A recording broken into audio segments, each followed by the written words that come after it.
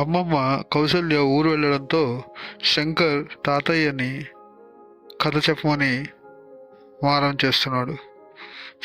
So తాతయ్య రామయ్య కథ చెప్పడం ప్రారంభించాడు. రోహిత్, రితిక శంకరం మాస్టర్ బడిలో 7వ తరగతి చదువుతున్నారు. రితిక తనకు అప్పచెప్పిన ప్రతి పనిని జాగ్రత్తగా చేసేది. రోహిత్ మాత్రం కొంచెం అల్లరి పిల్లవాడు. తన పనులు బాగానే చేసుకున్న పక్కవారి పనులు చెడగొట్టి సరదా పడేవాడు. ఒకరోజు బడిలో అందరికీ తలా ఒక మొక్క ఇచ్చి వాటిని బడి తోటలో నాటాలని చెప్పారు. పిల్లలందరూ ఎవరి మొక్కను వారు చక్కగా నాటారు. రోహిత్, రితిక కూడా వాళ్ళ మొక్కలు నాటారు. రోహిత్ తన మొక్క నాటడం అయిపోగానే రితిక మొక్క వైపు చూశాడు. రితిక అటు తిరగగానే ఆ మొక్క పీకేసి ఏమీ ఎరగనట్టు ఉంచున్నాడు. పాపం రితిక చిన్నపోయింది.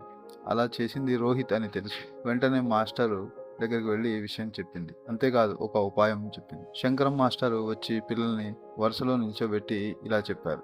పిల్లలు, మన బడి తోటకు ఒక నాయకుడిని ఎన్నుకోవాలి. మీలో అందరికన్నా వేగంగా మొక్క నాటిన రోహిత్ అందుకు అర్హుడు. ఈ రోజు నుంచి రోహిత్ చెప్పింది అందరూ వినాలి. రోహిత్, ఎవరైనా మొక్కలకి నీళ్లు పోయకపోతే నాకు చెప్పు, సరేనా? ఇక ఈ తోట బాధ్యత నీదే అన్నారు. ఉన్న పళంగా మాస్టారు తనని నాయకుడిని చేయడం రోహిత్ పొంగిపోయాడు.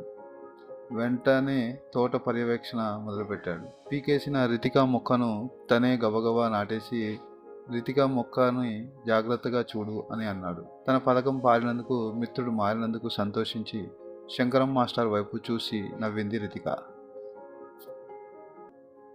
మీకు మా పోస్ట్ నచ్చినట్లయితే లైక్ మరియు సబ్స్క్రైబ్ చేయండి. మళ్ళీ ఆసక్తికరమైన వీడియోతో మళ్ళీ మీ ముందుకు వస్తాము. సర్వే జనా సుఖినో భవంతు. జై హింద్.